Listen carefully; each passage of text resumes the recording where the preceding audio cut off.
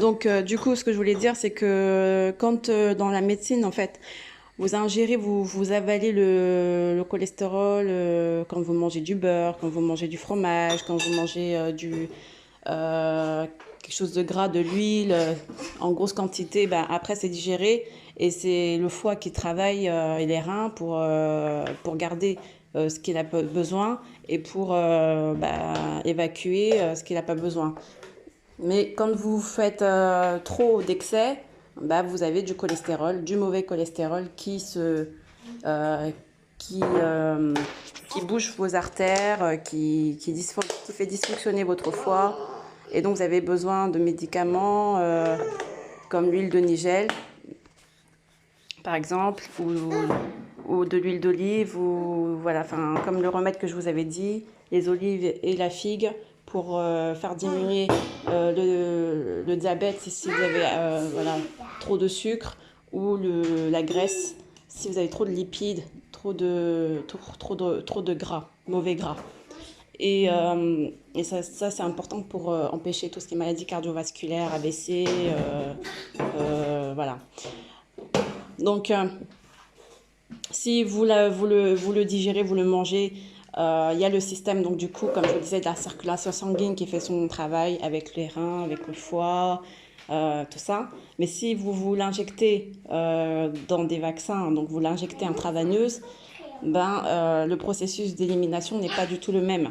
Et donc, vous comprenez bien que quand vous vous injectez des choses, comme par exemple si vous injectez de la drogue, de l'héroïne dans les veines directement par intraveineuse, l'effet agit tout de suite. Donc, il n'y a pas de... on a déjà vu par expérience, par expérimentation, que quand on ingère le médicament en aval, ça met plus de temps à avoir des effets sur le fonctionnement du corps.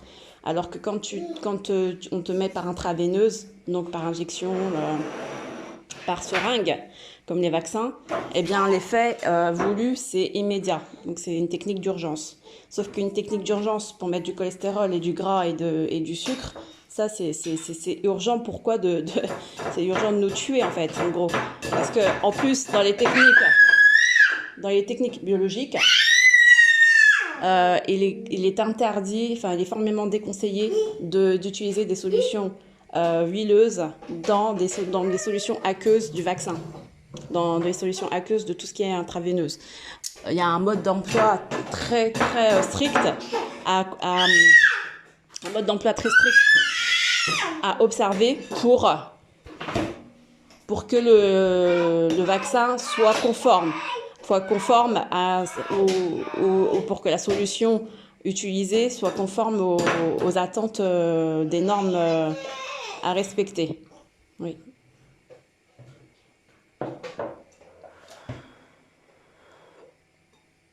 Et donc, du coup, pour vous donner un peu une idée, c'est que une solution aqueuse et une solution huileuse, ça ne va pas ensemble, surtout quand c'est pour une solution qu'on s'injecte.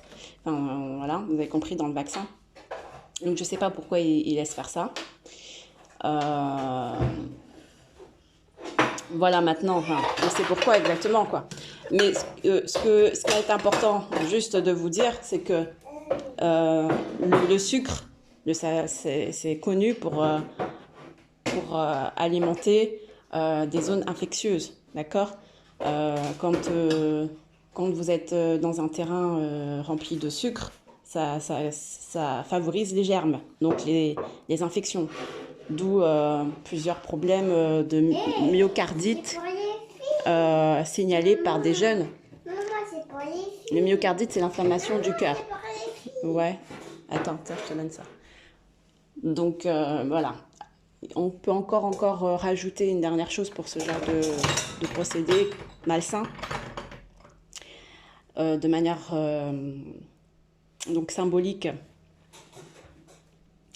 Il y a une sorte entre guillemets de délit d'initié, parce que ces entreprises-là étaient à longtemps à l'avance au courant et ont mis en place dans leurs propres entreprises des systèmes de télétravail avant même l'annonce des confinements. ils se sont vantés de dire, ouais, ah, ben nous, on a eu l'idée de mettre du télétravail partout, d'avoir anticipé tout ça. Et donc, on peut se demander, on peut se poser la question, est-ce que ces entreprises-là euh, qui font, Attends,